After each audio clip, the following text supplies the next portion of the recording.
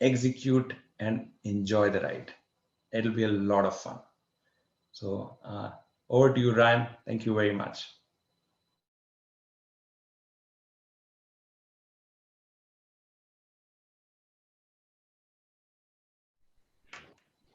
Thank you, DK. Okay, let's now move on to our next section of the event, a rendezvous with Raj, how to manage core transformation successfully. It's my pleasure to introduce today's panelists, Raj Sampranam, SVP and CIO of Chicago-based Byline Bank, one of the top SBA lenders in the nation and ex-head of BI and analytics for Banco Popular, Puerto Rico. Raj is closely involved in Byline's mergers and acquisitions and responsible for the overall technology and digital strategy and IT operations. He has led several banking system integrations and conversions, and he successfully completed Byline Bank's core systems conversion in 2019 from Fiserv to FIS. We also have with us today Sri Kumar Ramanathan, SVP, Head of Industry Solutions Group at Mphasis. Sri leads a team of domain experts and solution architects to build and support solutions and frameworks targeted toward large enterprises. Welcome now, Raj and Sri.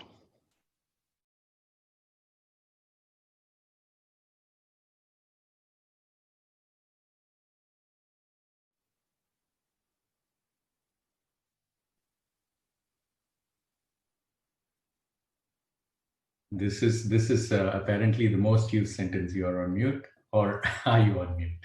So welcome to the session, and welcome, Raj. Thank you for joining us.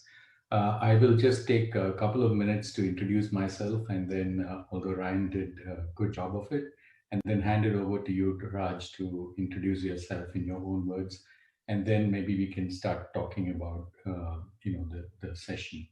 I head the portfolio group and Mphasis.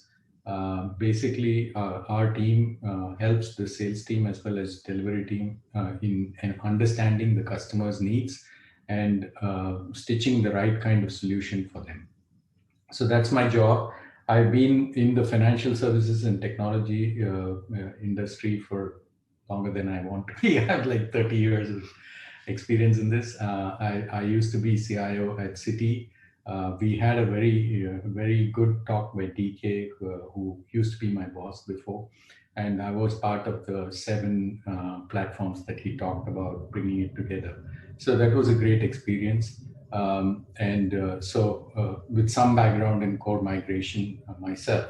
And I'm very happy to have Raj today. Raj has done specifically migrations in the context of very similar to what First Republic Bank is going through, and hopefully we'll hear more from it. Raj? Yeah, hi. Thank you very much, Sri, and thanks, Ryan, for the nice introduction. He said it all. Hello, everyone. My name is Raj Sampurnam. I'm CIO for Byline Bank, a Chicago-based commercial bank. So it has over 46 locations in Chicago and 1 branch in Wisconsin. As Ryan mentioned, we are number 2 lender in the nation in SBA lending, and number 1 in Illinois and Wisconsin. Said that, similar to Sri, like I spent most of my career in financial industry. Before Byline, I worked in Banco Popular for 15 years, and I've been with Byline since 2017. So that's a brief introduction. So Sri. Thank you, Raj. I think in the previous talk, DK kind of went through the very broad, issues which we need to be aware of in a migration, and also gave us all the benefits of going through the pain of migration. It's always, when legacy systems are around for a long time, the technology debt increases quite a bit, and it slows you down. Today's need is agility. Today's need is ability to respond to your customer requirements in a very quick manner. And in order to accomplish that, someday you have to clean it up and replace the core. And that's the journey that First Republic is going through. And you yourself have gone through multiple such journeys. And maybe you want to give your thoughts in terms of what are the things that one should be watchful for, and what are the things that you would consider while doing a migration of this sort. Certainly, Sri. So Obviously, Byline grew by acquisition. And then I gone through several integrations. But two major core conversions I would like to highlight here. One was in Banco Popular. I did Pfizer to FIS IBS migration in 2002. And then Byline migrated from Pfizer signature core to FIS IBS in 2019. So obviously, it's going to be a long, tedious process, at least anywhere from 9 months to 1 year, based on how many systems you're migrating. I was hearing what DK was saying, and then I can resonate everything what he mentioned. I've gone through that twice, and as recently as 2 years ago. The key things I would mention here. We can talk in detail, but the main things I would mention right from the beginning that we have to watch for is obviously the data mapping, which he highlighted. Data mapping, the data management aspect of it. And one other important aspect I would say is access provisioning. So that has to be done early on. Testing, rigor in testing, and training, obviously, that's another important aspect of it. And he mentioned about ancillary systems. Obviously, we are not going to do everything with FIS core system, right? There are so many third-party systems. The interfaces, whether you do by API or batch integration, we have to test it thoroughly and multiple times on those things. And another important thing is reporting, which is often forgotten. And people have confusion about reporting, what they were doing so far in the prior core to the future core. And that's another important thing. And the last but not least, the most important thing I would mention is how do you support your customers on conversion day one? That's an important aspect. That's a big lesson we learned, and then we fumbled upon a few things. We can talk in detail about those things. So these are the main areas I would focus on. Thank you. You mentioned that you have carried out migration from Pfizer to IBS, which is very similar to migration that First Republic Bank is going through. I was wondering if there are, specific things that you would want them to be aware of, or specific things that you think we should pay attention to in the process of migrating from Pfizer to IBS. So we have spoken in generality. Let's bring a little bit more focus and context to what we're talking about. Yeah. I'm not sure which Pfizer code FRB is migrating from, but we migrated from Pfizer signature code to FIS IBS. Like DK mentioned, it's like garbage in and garbage out, right? But we want to avoid that. In the sense, what I meant is in Pfizer, we did couple of acquisitions before we migrated to FIS. So there we squeezed in our SBA loan processing into a core that cannot handle that. That's one of the major reasons we wanted to move into an integrated platform, being a largest SBA lender, being a commercial banking more than a retail banking. We wanted to move to an integrated banking solution. That's why we chose FIS. So the data mapping would be the key. Irrespective of the core, any core is going to give you certain number of data sets, right? So FIS, kudos to FIS conversion team, they are great. And we have to pay attention during the readiness review, the data mapping exercise. And like DK mentioned, use this as an opportunity to clean up. We use this opportunity to clean up. The earlier, one of our acquisition, we gone through multiple iterations of cleanup, and it was messy. So we rectified a lot of those things in this conversion. Even though we have to go through the painful process, we were able to come out good. After a year, you sit back and look at it, what we made is the right decision, and then the reporting, data integrity is great with this new core. Anything that we should watch out for in IBS? So I can touch upon a few things that I mentioned before. One of the things is the access provisioning, right? We had always this in plan, but it is complex. The role-based access, the rack of process. We stumbled upon quite a bit until the last minute. I would certainly advise to give a very early on head start to work with your stakeholders, map each and every job role and function, what permissions they have to get in the new FIS core system. Because right, starting from overdraft limits to wire approval to accessing different parts of the application, it can get complex, and certainly it's going to come and bite back as when the audit is going to do the access reviews. So make sure that you thoroughly plan and do it early on in both your test bank and also in your production in entities. They call entity in FIS. So one downside what we had is we not only migrated to FIS, we actually integrated one of our acquired bank at the same time. The acquired institution was in FIS. We kind of migrated to their core, I would say, even though we wanted to do a complete migration. We did not completely start a fresh new bank in FIS. That is, and on hindsight, that's a bad decision from on our part. So that led to a lot of access issues, and we took so much time in cleaning up those. So that's one point I would say that you have to make sure that you are looking into it. And the next thing, we also looked into we also migrated our data document imaging system to FIS. I'm not sure whether FRB is going to do that. The document imaging solution is going to hold our signature cards, e-statements, all our cold reports. We migrated from our on-prem to FIS FCM platform. So our online banking also we migrated. Online banking used to use the e-statements, fetch that from the FCM. So we planned, that's a mini migration by itself. So we have to have at least 2 years worth of statements and signature cards and everything migrated to that. So we have to plan it long ahead and go through this new system change. And it took a lot of time. For a week after conversion, we were still loading statements. Some of our customers had complaints on that. So one other thing is, obviously I mentioned about the third-party apps. We had our own general ledger system. Our finance team decided not to migrate to FIS general ledger system.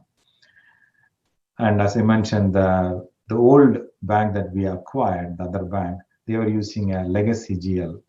As part of this migration, FIS upgraded our general ledger to PeopleSoft, their finance application, which we are not going to use, but end of day processing happens in the PeopleSoft, and then we get our cutover to our in-house general ledger system.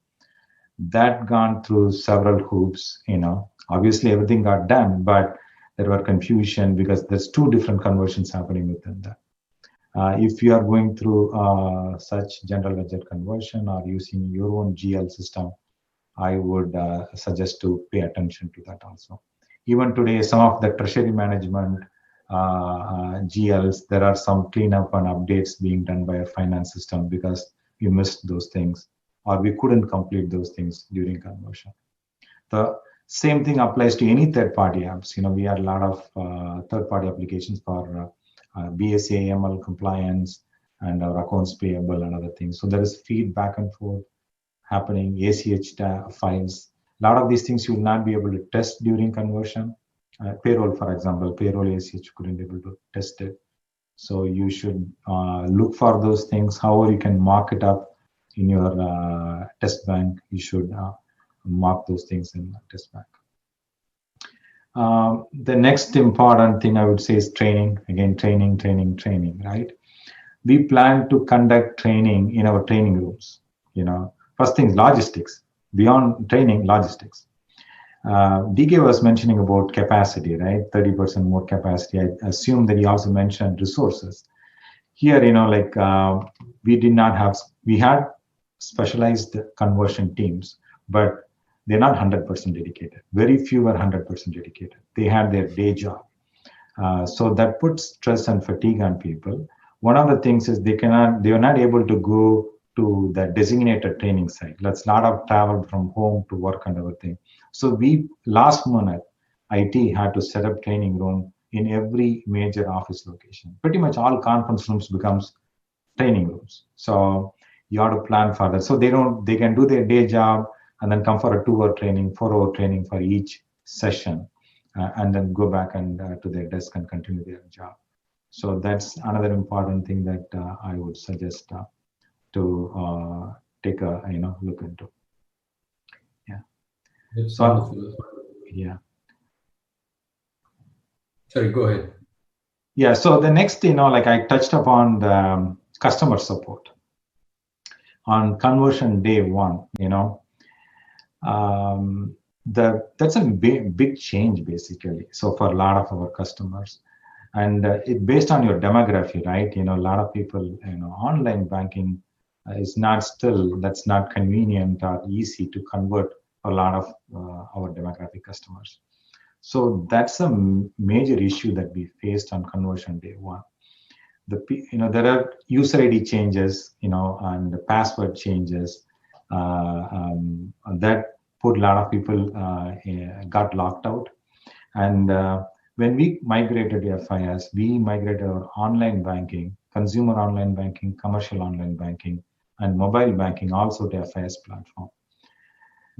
There are two different demography, right? One, people who are technically not that savvy, and that's one challenge. People who are tech savvy, they don't use computers; they use mobile phone. But in order for you to use mobile app, you have to first sign in online banking. That's a requirement. So that we had a clear, nicely printed brochure and instructions and everything. In spite, people fumbled. Our call volume shot up, heavily. Our call center could not handle it. And then, like we had a legacy call system infrastructure. We were in a PRI. We were not in SIP trunking. We were not able to scale the call volume. And pretty much our call center shut down for hours. So it was a bad publicity, for us, a reputation risk. I would make sure that you all, like DK mentioned, look all your options, channel, increase your bandwidth, and we are able to quickly react. We are able to forward the calls to FIS. We had plans, but we forwarded all the calls to FIS. We had FIS as a standby. They were able to take up calls, but already damage has been done. So it took some time for us to recoup that. That's another important thing. I heard about Big Bang, and we were also went Big Bang.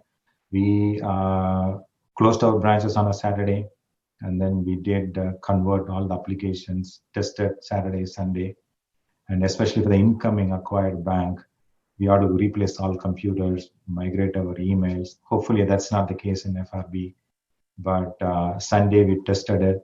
Of course, you cannot test everything in a real production bank, so you have to look for that also. So we're also getting some questions from the audience, Raj, and Sure, I want sure. to share with you. One of the questions is there anything to watch out for during the core cutover or recurring transactions, standing instructions, things like that, that comes to mind when you think about this conversion program? If you can, when you say core recurring transaction, what do they mean? Like ACH transfers or postings, automatic postings? People have set up some, some transactions on a monthly basis to transfer to. Correct. Yeah. Bill payments, other things. Those things were cut over for us. It has been taken care of. If you have a ACH transfers or bill payments, those have been taken care as part of the conversion. Though we were not able to test it during that, those have been taken care of. Okay. So one of the risks in any of these conversions is the timeline for the whole project being a massive thing, and invariably, there are a number of change requests that come with respect to the new system. So one of the thing is what is the art of limiting customization when you're trying to implement off-the-shelf package, right? Sure. In my experience, and you can reflect on it, but in my experience, one of the things that helped us a lot during such transformation is to actually define the process using the new system. So you actually have a process documentation for key processes. You can't do 100% of process, but the top 50 process, whatever that you select. And if you have that, then people don't ask for things like, I used to have this report, I don't get this in the new system. That kind of request doesn't come in, right? During user testing or training or whatever. So what are your advice? What are your pointers to actually limiting the customization that one can do so that the cutover or the core transformation becomes a smoother process? Sure, great. That's a good question. So one thing we did is basically we engaged FIS for a business process improvement initiative before conversion. They reviewed our current processes in back office, and then they came up with what are best practices improvements that can be done. So from that exercise, we identified which of those improvements we are going to do as part of customization, as part of the conversion, and then we limited, that. And it's an ongoing exercise, right? Anything that we tabled at the conversion, we slowly got back to those things we are doing. We're still working on improving the system and processes. So that I would suggest, they have a great team that does the business process improvement analysis. Or you can do, if you have a third party that who can do it, you can come up with a list and then limit it. And but we pretty much used, even though we wanted to do a lot of improvements, especially online banking, and then we wanted to provide online account opening at the time, but we did not pursue during the conversion. We limited everything. We are pursuing one by one. So one thing I wanted to mention that we did not, we missed it is reporting. You mentioned, right? There was a confusion on reporting. FIS obviously provided all the business process reports, nicely documented, but we didn't have. This is the report one that we used in Pfizer, and this is the equivalent report. We didn't have that kind of a mapping given to people, and people are stumbling upon for day two processing even after conversion. And either one thing is either that issue or, like DK mentioned, we did not. There's not not enough data set tested during our readiness reviews. What they call as readiness review. So output of reports did not have quality data when we did that testing. So we should have dedicated teams who can do data entry during the test system, so you can get all these reports and then also prepare a mapping document. Report A in Pfizer is report B, this report in FIS. Obviously, there's going to be differences that we have to make sure that it's being worked on. Yeah. There's one more audience question, Raj. Mm-hmm. This is with respect to what would be some best practices while migrating external integrations? Obviously, core banking has many integration to third-party systems or even third-party payment gateways. Many things. Sure. So we did not be. So we did not. Luckily, we did not had. I don't know that luckily I should say, but we did not have any API integration. Most of our third-party integrations are batch file processing. So I mentioned, right, we didn't have quality data that impaired providing quality output or data file for the downstream systems. So in our data warehousing team, our internal business intelligence team had to mark data and then provide it in the format. And another thing I would like to highlight is the data team was not closely involved with the core conversion team, which was doing the data mapping exercise. So we didn't have the end-to-end data mapping. That's another important thing. We didn't have core system A, the old core system to new core system with our data warehouse. FIS data warehouse is big. We use that heavily today, and we didn't have that end-to-end mapping. That hindered that. I would suggest that from day one, engage your data team who's providing this third-party integration in the mapping exercise, and then add enough data sets into your test bank training bank and then get it. And third, I think, like you might have API integration. DK touched upon Code Connect. Code Connect is their RESTful API, but they have a legacy API application called ConnectWare. There are still some gaps, and I hear there are we don't use it. We are just going to use it for our online account opening process. But I hear there are gaps in loan APIs in the new Code Connect APIs. RESTful APIs. So you have to go through the documentation. They have a sandbox. You can test it. And their legacy API, if you are deciding to use the legacy API, that has to go through your bank private VPN. They don't allow direct connection. You have to be aware of that. Code Connect, if you're using the modern API, then you have to have a third-party agreement. If that ancillary app is not your in-house or in your data center, you have to have a third-party agreement with them. And so the Code Connect, it's maturing, it's a modern, but still, I don't think there's a lot of adaptability.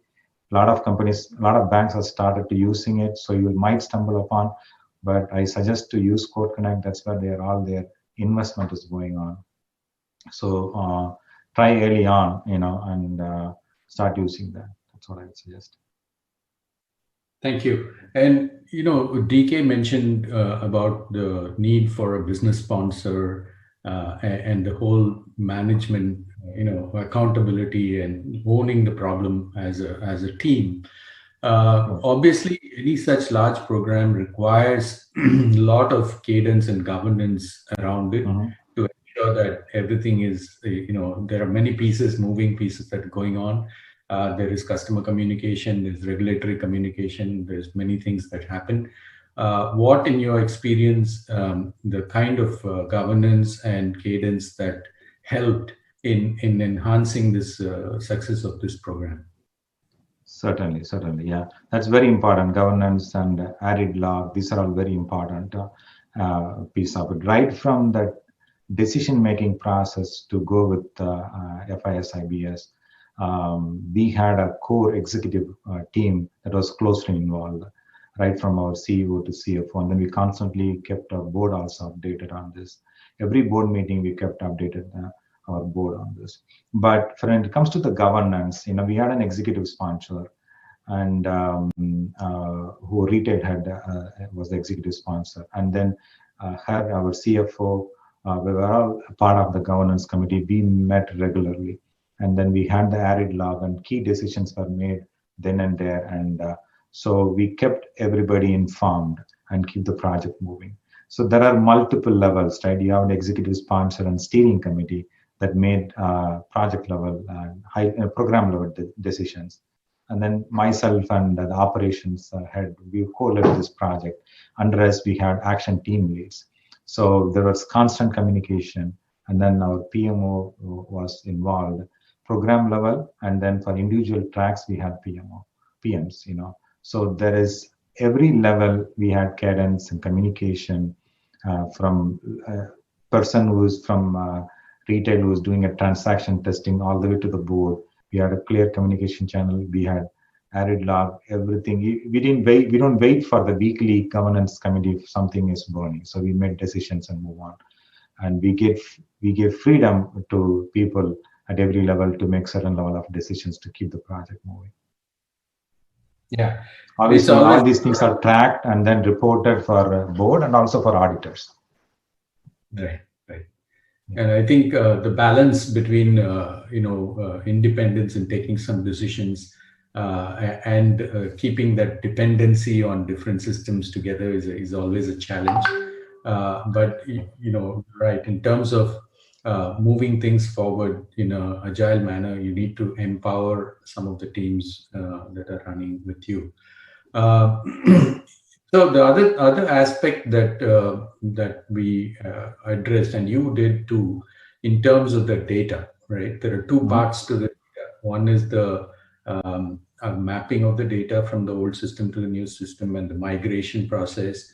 At the same time, like DK mentioned, archiving and keeping your old data in some accessible format, so that if you get a regulatory inquiry or some legal issue that you need to go back to the old data, you're still able to go back. is there any lessons that you want to share with the audience with respect to data migration, data archival, etc.? Sure, certainly. So in our old Pfizer system, one of the reasons is they don't have data warehouse or a good way of reporting. So it's all legacy cold reports. That's our only source. Even before migration, but we had access to the core database, and on a night they have backup of the core database in a set of mainframe tables. We took a complete dump even before the conversion. We brought it to our local data mart in raw format, and we loaded everything, inside our data mart. And same thing we did the day before the cutover, and then we had loaded into our data mart into just raw tables, and we wanted to keep it for future references. And beyond that, people want the old information accessible immediately. So some critical information.